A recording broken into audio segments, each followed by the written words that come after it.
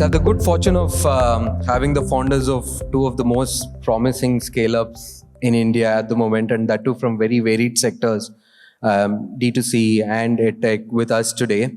We'll probably start with brief introductions about yourself. What does your company do, and probably what's the vision that you're going after?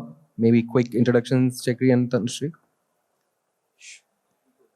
Tanushree, you want to go first? Hello. So I'm Tanushree. I'm the co-founder of Doubtnut. Doubtnut, by virtue of introduction, is India's largest education app in terms of just the number of daily active users. Students here come, click the picture of any question that they have a doubt in, and get a video solution automatically. We answer almost about 100 million questions that are asked through this mechanism every month, and students watch about 200 million videos as a result of this. Because this is such a strong use case, we've been able to penetrate extremely deep into at least the Hindi speaking population of the country. And our vision is basically to provide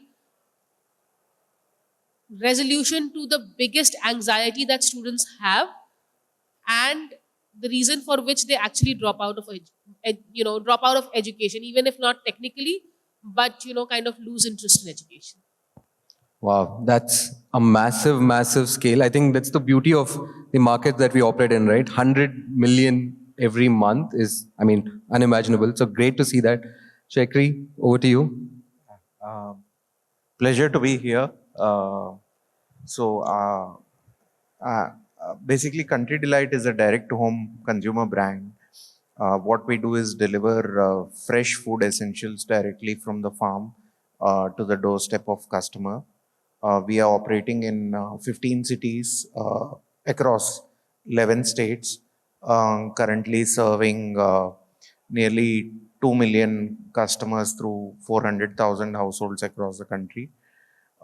Great to be here and would love to learn and share. Thanks, Chakri, and thanks for the introductions. Both of you have been entrepreneurs for quite long now. I'm sure you've seen a lot of cycles in the last 5-10 years of your entrepreneurial journeys. We'll probably talk about a pretty heavy topic today, more on sustainable growth, which seems to be the narrative going on currently. And we'd love to hear some lessons on what's going on with your businesses. How are you sort of trying to build for the next phase of sustainable growth? So on that front, right, like I think, the entire market basically evolved from probably growth at any cost to a very sustainable, profitable growth just in a matter of the last 2-3 quarters, right? So Chakri, maybe I'll start with you this time. What's changed in the last 2 quarters? What's same, what's changed? So Yash, for us, as a business, we are a essential commodity, and in one sense, we are a little less insulated. Even for Tanushree, it's education. These are pretty much all season sectors. Recession proof. Recession maybe little defensive. You can say not proof, but maybe like that. But what has happened for us is there was a lot of rush on growth because of excessive funding that was happening the previous year, especially in 2021. This has given us actually a little bit of breather to move at the right pace and work on the fundamentals of the business. But as such, nothing very significant has changed for us from a business standpoint about the way we're executing. Inflation has been a very big pain. Obviously, all of us are feeling the pain of inflation and we are navigating that, but it's a more medium-term trend rather than something very short-term from a business point of view. Good to hear that. Tanushree? So, when you ask this question, what changed? Are you asking what changed for us or what changed for the market? What changed for you? So, obviously, there has been a massive change as far as the entire sector is concerned. So, we actually saw two big events. One was COVID, and then, this is, you can say that it's related to COVID, but then COVID going back, and whatever you say, the funding winter coming out. So during COVID, a lot of businesses in the entire sector were built on non fundamentals of business, and for a lot of people, the hope was that you will capture the market, and therefore, once the market is captured, you'd basically then kind of build a sustainable business from there. While everybody was on their growth at no stage strategy, exactly at that point, the funding winter has begun. So it is basically making the entire sector go back to the drawing board and make sure that even if you reduce scale, you are basically trying to figure what business sense this will make. Having said that, one of the biggest things that I would keep saying is that unfortunately in India, ed tech was not just from a point of view of convenience. Right. The problem is that the problem of access is huge as soon as you step out of the top 3 to 4 cities in the country. And um, if the students have to study, edtech has to be there. The form and shape could evolve. It's not like the COVID has gone back, therefore the students are not going to need edtech anymore. They're actually going to need it more and more because now they have seen the difference in quality of what they get in their offline options versus what they get here. Just that the pricing may have to evolve to make sure that that it makes a lot of business sense. You may have to make sure that you're not disbursing loans where the loans are not required or where the loans cannot be paid for. So those are the things that are corrections, and it will only make this sector evolve and sustain. I think all of us are basically saying common things there, right? Like looking more at fundamentals, building the right kind of foundations for the next phase of growth. And in a way, we're all basically being forced away from vanity metrics to look at things that really The matter. question is Right? also, though, how quickly is the vanity metrics going to come back again? Like, it is like the vanity metrics, unfortunately, is not only a founder driven or anything driven. Ecosystem. Yeah, I mean, as somebody who is a smart, intelligent person, you obviously know that, it doesn't make sense for you to burn 2 rupees to make 1 rupee. Right. But, it's just how you do it. Absolutely. And I think for us, I mean, at Mowing Age, from day one, we've always been saying that we're here to help you move away from vanity metrics.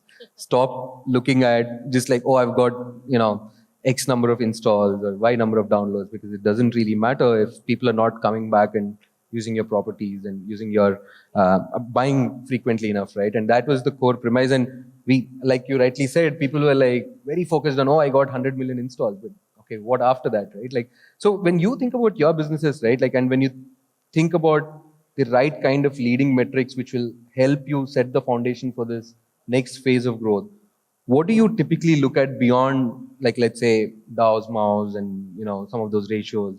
What typically helps you better understand the health of the business? Maybe we'll start with you, Tanushree, this time. So, our business has multiple different facets. I think DAO Mao is here to stay for us because we kind of, so now DAO Mao, whether it is driven by paid marketing or whether it is organic, is the question that you have to answer. But DAO Mao is here to stay for us because that kind of tells you that the use case is strong. You are being able to resolve the use case effectively, and people are coming back again and again. So that is Right. there to stay. Over and above that, what is and so again, I think speaking for Bharat specifically, and I know Country Delight right now is probably not serving Bharat as much as Doubtnut is, or there are a few products. We also have to realize that 60% or 70% of our users right now, for them, they've never made any e-commerce transaction ever. Wow. Like they've never made any e-commerce transaction on Meesho, Flipkart, Amazon, even for COD. So while you're serving their use case, there are some macroeconomic changes that are also going to drive their ability to pay. Right. They may be really be satisfied, but they've never made any online transaction. So you have to give them that time, just to jump on it to say that, you we'll start making money tomorrow. Like there are some use cases that you have to give some breathing time. So we are monitoring the amount of money that we are making per session, the amount of money that we are making per user. uh, I am not saying that we are going to break even very quickly. We will need to give them time to mature as an audience. Understood. Chakri? So for us, yes, it's always been about retaining customers and increasing the lifetime value of customers.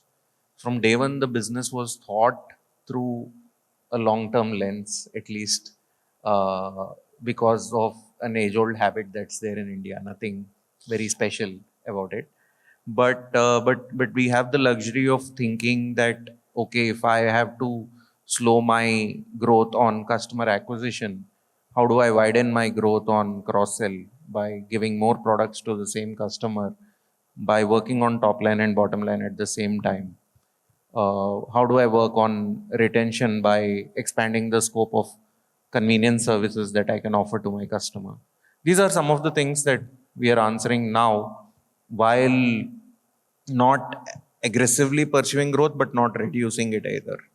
That is the approach we've taken, and so far it's been encouraging for us.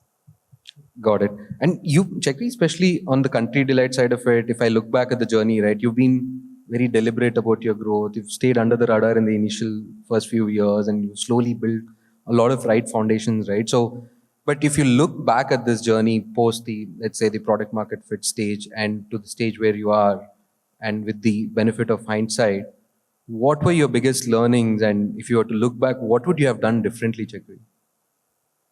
So the biggest advantage in retrospect is that we were bootstrapped for 5 years. Right. So that taught a lot of basic hustle to figure out things with less money. And every time there is always a large thought and vision when you are pursuing your story. Right. But the idea is always to keep in mind what you have in bank, and calibrate yourself based on the funding environment and things like this. That's what we've tried to stick to the level possible. uh, like, preempting inflation, doing a relatively larger fundraise a year before, some, like, things become Yeah. worse. These are some of the things that have helped to be tactical on the short term, but not lose focus on the medium term and the long term. That's what I would say. Got it. And what would you have done differently, by the way? uh, Maybe focus a little more on the brand is what I would have done a, a little more. But, like, you can't regret things based on Of the course. situation. You are always in a very volatile environment, and with when your business is growing 2x 3x every year, you can't micromanage things. So nothing specific. Great. Tanushree, looking back at the journey, what would you say were the biggest learnings? What would you have done differently? Yeah, so I think the last 4 years, so I would say 4 years or 5 years is where we've been on this journey for. And I think it is the amount of learning curve that is there is just not, Move closer, I guess. the amount of learning curve that is there is just not explicable in the words. But as far as the business is concerned, we've been a distribution first business. So until COVID, we were not even thinking about monetization at all. And from a distribution perspective, I think the way we have kept a very strong focus on the experience of the product and being able to constantly be in touch with the user. None of us here, even the most underprivileged people over here, will not be able to relate to our user segment and to be able to like talk to them constantly and keep a use case where to even today without spending a single penny, we get about 50,000 installs daily. We get about a million organic web sessions daily. So that is something that I feel very strongly about in terms of what we have learned and how we have kind of kept evolving on. In terms of what we could have done differently, I think what you said is so brilliant that it's in retrospect we can always say that these are the things that we could have done brilliantly. But actually, those were the things that we kept doing for the first 2 3 years to reach a stage of consideration. So basically, be able to kind of constantly acquire users. Only once we kind of got a quorum of users, maybe we could have just said that, maybe we should have paused there and said that, uh, right now, let's say after 5 million users, let's take a pause and see whether we should start monetization experiments today or wait for getting to a 50 million user base and then start the monetization experiments. um, but again, sometimes the thought is to basically become the topmost product that is being used by the users and then start monetization, because you don't want to hurt a case where you are basically like basically starting the journey too fast. Yeah. Understood. Let's switch gears a bit, right? I want to spend some time on things which are closer to us as well, which is more on growth and retention and stuff, right? And I think both of you alluded to this in some form or fashion in the last few comments. But one important aspect that we also notice is the teams and people and the processes that are set up to be able to look at the right kind of retention and growth metrics, right? How's that functioning in your organizations? What kind of teams and processes are in place, and what really has helped you set up that base for the right kind of retention models per se? So Aditya and I, at the beginning of our careers, were working in companies which were very hardcore number based, and I would say that even today I'm more of an analyst than anything else. Right. So for us, I think the first thing that we did is to kind of set our databases, even when we were, even when we were bootstrapped. Right. That the databases have to be extremely strong and they need to be processing numbers and providing the numbers very quickly, and we should be analyzing those very rapidly. So that was like, we are not able to operate without numbers. So I think the team that we built also, we were very clear that they need to be very data conscious and very number conscious. And let's say an acquisition is done. So if you're setting up marketing campaigns, we would go to the third level metric to make sure that that retention metric is being tracked and adhered to very carefully. So I think in terms of building team, very very heavily over indexing on people who are able to process data and understand data and analyze data, and uh, even in our content team, like Right. Aditya I think takes a lot of pride in this, that even in our content team, people need to know how to run SQL queries, Wow. so that it's not like they're dependent on an analyst to be able to provide them data uh, for their work. It's extremely data-driven teams. I mean, so again, maybe it's a handicap. Right. To begin with, it was a handicap that is now a strength. Absolutely. Chakri? Very similar to what Tanushree said. One of the reasons why we've been able to derive a little more success is because the data first and the tech first approach that we've taken. Half our growth teams and product teams come from gaming background. So in a milk company, you have people from gaming background. So that gives a sense on the idea and focus on data that we have as a team. But at the same time, at least we are little different in the sense that we're building a brand. So in a brand, you need to be very subjective as well. So we've at least taken a very iterative A/B framework. So there is the overarching framework is very software driven. You can Right. say that where you're experimenting on everything, doing an A/B on everything, and choosing the successful experiments and taking them forward. So being very very hyper iterative and choosing an A/B framework whenever you are in doubt, but not letting go of the subjectivity has helped us a lot. I would lot say. of lot of common threads between the way the two of you have built your businesses, and probably speaks volumes of where you are today as well, right? Let's make it a little more personal, probably at this stage. A lot of probably future entrepreneurs in this room, a lot of people thinking about starting up and in this country. What's like that one piece of advice that you'd want to give to the future entrepreneurs in this room about building a sustainable business? So I think the one very strong piece of advice about building sustainable business, or I think jumping into the entrepreneurial journey, is that it's a journey for at least a decade. actually decade is when you are starting. So you have to basically be, you can't be looking at short term gains. We've just come out of a very long bull market run, and sometimes what happens is that there are a lot of people who you see would have made money in 2-3 years, like Right. started something, sold something. Sometimes the selling is good, sometimes the selling is good for the founders but may not be good for the company in itself. But what I'm saying is that if you kind of focus on that short term gain, then it becomes extremely hard on yourself also, because those gains don't necessarily come. But if you focus on building the business will get built, because you will persevere and make things right even during the downturns. That persistence is really key. Persistence, I mean, you have to build the business you have to get into this journey for the right reasons. Absolutely. Shakri? Yeah, very similar, nothing very different to add. Got it. The only thing I would add is just keep your survival in mind. Like, so when you say, when you're entering a business, it's always a function of what money you have planned for. So if you don't start your journey without a 3-year runway, at least, because it takes a year, 2 years to just figure out what you're doing. So without a minimum 3-year head runway, you should not even think of starting probably. So, I mean, I think it's a very, very valid advice in the current environment. But what I, you know, and what, because I always think about it in retrospect. You know, a lot of times when you're getting the seed money, you're actually never getting it for a 3-year runway.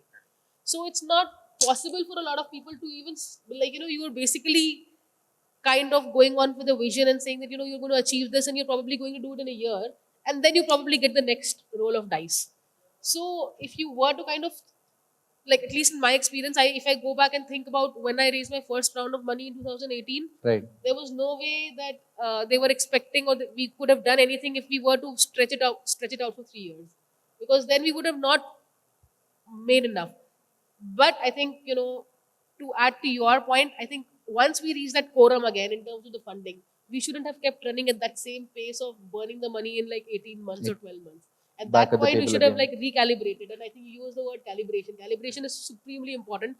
That at that point, you should have calibrated to say that, oh, okay, now you've raised a $15 million round. It's more than enough for you. You should basically think of it as a 5-year plan, not a 1-year plan.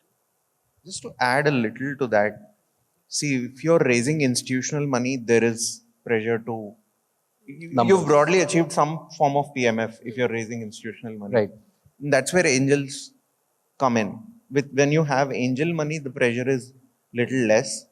You can be more experimental, and again, it's a little counterintuitive. But if you look at angel money in the beginning, you have the time and luxury to build a little, to experiment a little before you go for institutional money, and it helps you set the right context and fundamentals in what Absolutely. you're doing. Probably, Both of you are angel investing right now? I don't do too much. Even I haven't done too much, just like friends. That's fine. What's that favorite podcast on your list right now, Chakri?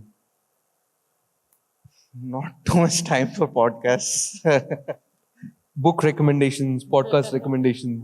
Book recommendations. The Amazon book is pretty good. Got it. Tanushree? I am actually not into books or podcasts as much. I've read a couple of books during this time frame, but otherwise, like I'm just into work and then probably a couple of hours with family. That's about it. So no books right now. Awesome. Thanks. We can actually take a few questions from the audience. If there's like 1-2 questions, anything at all in the room, I can quickly take one question. Anyone in the room? I see someone back there. Probably, can we get a mic?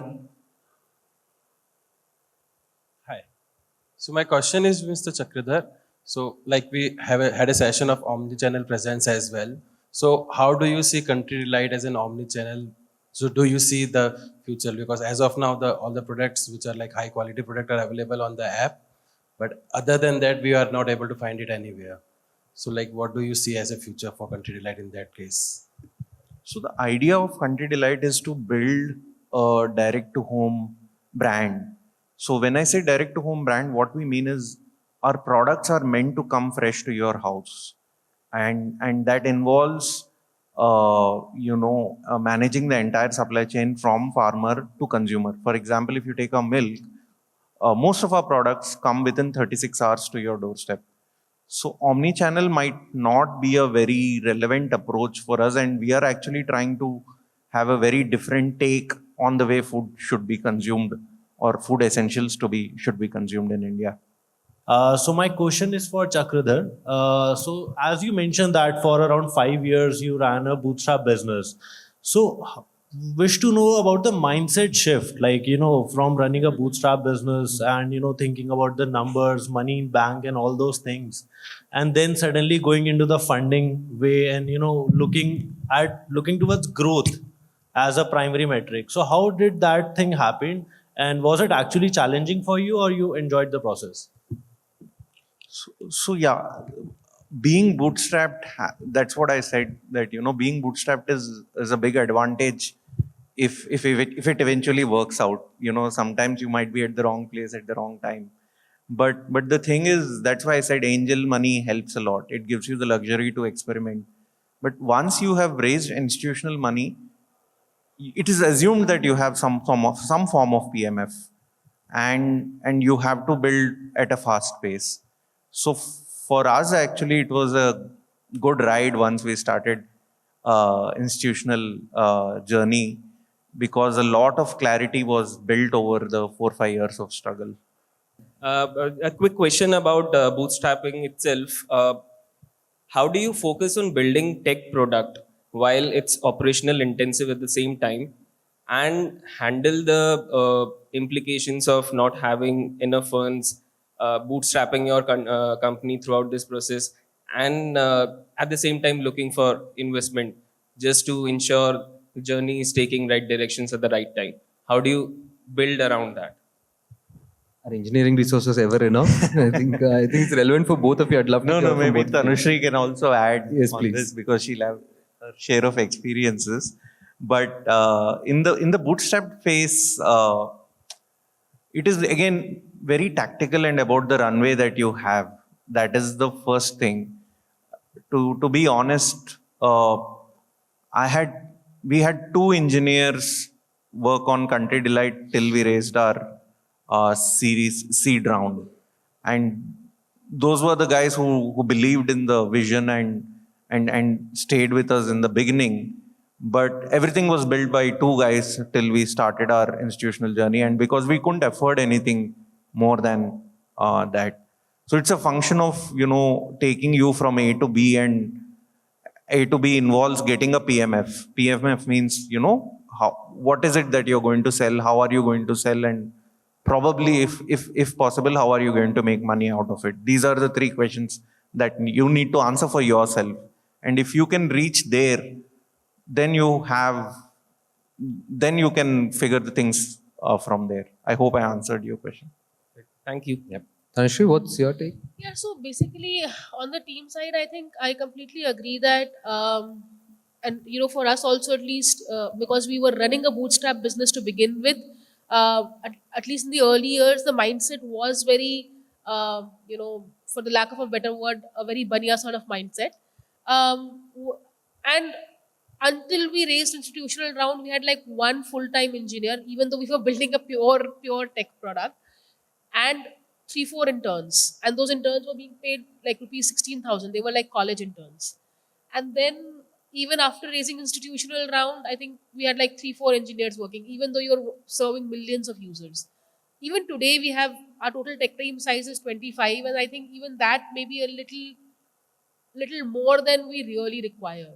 I think the size of the team is more a metric that has been made for the managers and for the CTO, for you to boast of like a large team size. Honestly, I keep thinking about like the WhatsApp team. They Yeah. like sold off with such a small team and Yep. serving like so. The reason that engineering is or should be so expensive is because it can do with much smaller teams. If you actually increase the team size to thousands of engineers, like what is the point? Yeah. Thanks for keeping it real, both of you. I think I love the insights. I think frugality is probably built into the way you've built both of your companies from very early on, it feels like. I mean, at least, I think that is the right way to do it. I'm not saying that we've been frugal all the way through, but you know what the right thing to do is, and Absolutely. you probably have to go back to it. Get the best ROI of every investment that you're making, right? Yeah. It comes naturally to us as Indians. Yeah. Cool. Thank you. Thank you so I think much, there's one both more of you. question there. Probably. Okay. There's just one more question. One last question, probably. Yeah. Go for it. Hi.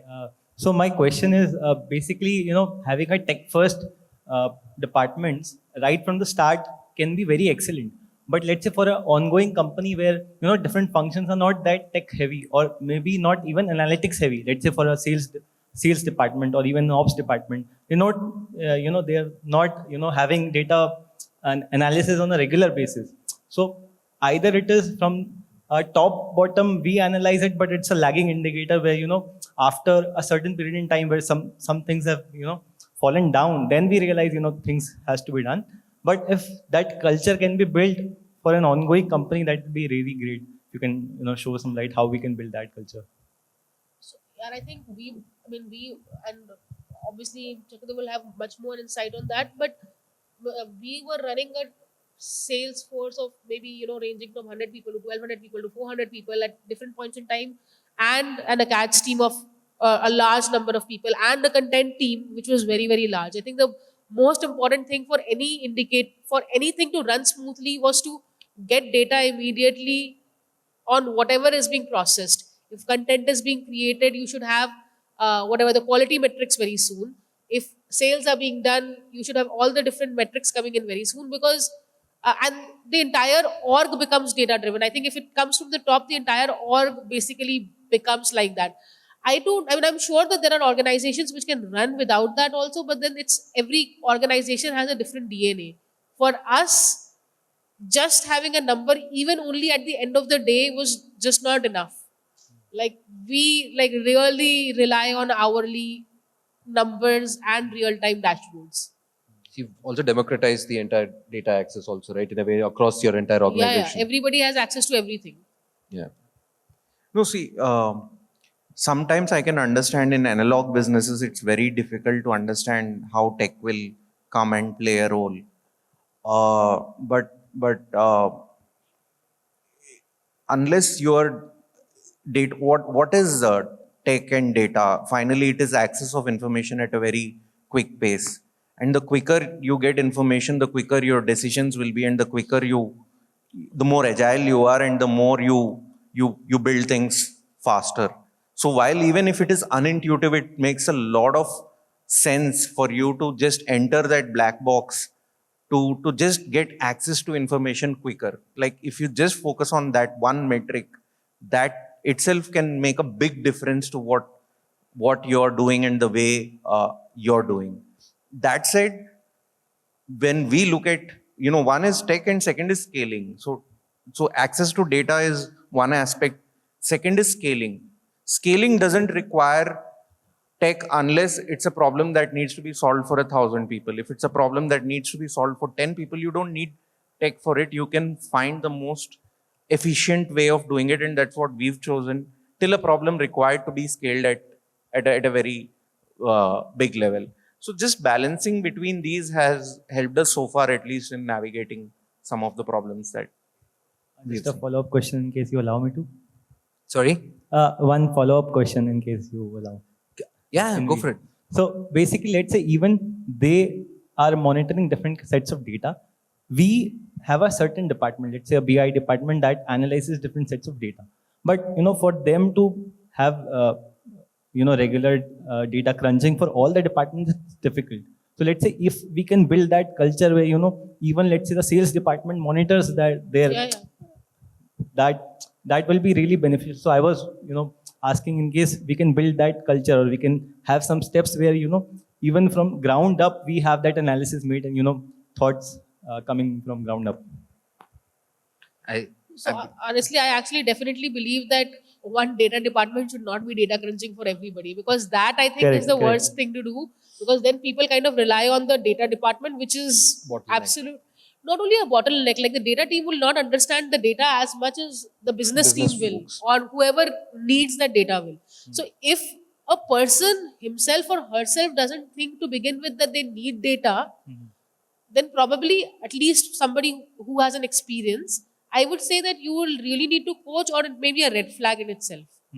I mean, of course, at the entry level, you probably need to coach. It can't be a red flag. But Correct. at senior levels, for me, it probably will be a red flag. So it can't be like, the data team has to provide the data. You can provide them analysts, but the data team can't be doing that for everybody. Oh, nothing else. Fair. Thank you. Thank you so much. Thank you. Hopefully, good learnings for all of you in the room from this session. And thanks a lot for sharing so many insights in a very transparent fashion. I really appreciate a lot of common threads which actually came out from both of you. So thanks again for joining us today. And stay around for the next entertainment event, I guess. Thanks everyone.